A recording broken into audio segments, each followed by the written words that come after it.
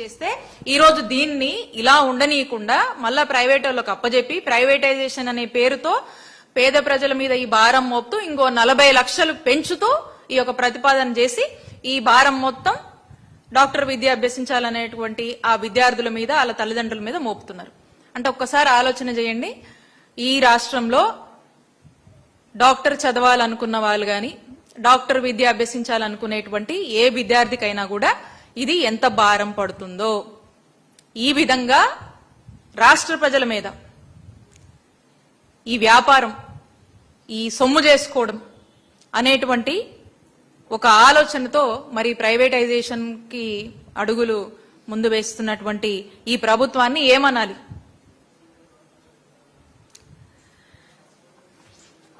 ఇది ఈ విధంగా అటు ప్రజల్ని, ప్రజల ఆరోగ్యాన్ని గాలికి వదిలేయటము, డాక్టర్ విద్య చదవాలనుకున్నటువంటి విద్యార్థుల్ని, వాళ్ళ భవిష్యత్ని వాళ్ళ తలరాతలకే వదిలేయటము. ఇదంతా కాకుండా మళ్ళీ ఇంట్రెస్టింగ్ ఏంటంటే మంత్రి గారు, ఆరోగ్య శాఖ మంత్రి గారు జగన్మోహన్ రెడ్డి గారికి ఒక లెటర్ రాస్తారు. ఈ లెటర్లో అనేక అంశాలు మంత్రి గారికి అవగాహన ఉండి రాశారో, ఫోర్స్డ్గా రాయాల్సి వచ్చిందా, లేదా కనీస వాస్తవాలకు దూరంగా ఈ లెటర్ని వారు రాసి ఇందులో స్ట్రైట్ గానే ఏం చెప్తున్నారంటే, అసలు ఈ మెడికల్ కాలేజెస్ మేము గవర్నమెంట్లో కొనసాగించలేకపోవడానికి కారణం మీ తప్పే.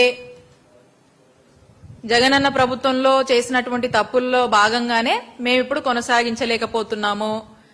మీరు సరైన ఫండ్స్ టైప్ చూపించలేదు. నేను ఆల్రెడీ ఫండ్స్ టైప్ ఎలా చేశామో రీడ్ చేశాను. కాలేజెస్ పరిస్థితి, కన్స్ట్రక్షన్ పరిస్థితి అక్కడక్కడ అసలు ఏమీ అంత బాగాలేదు.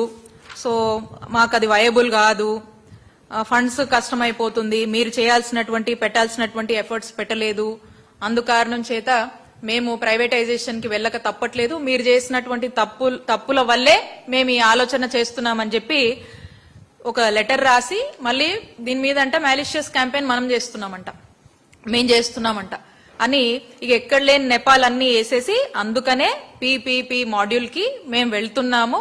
ఈ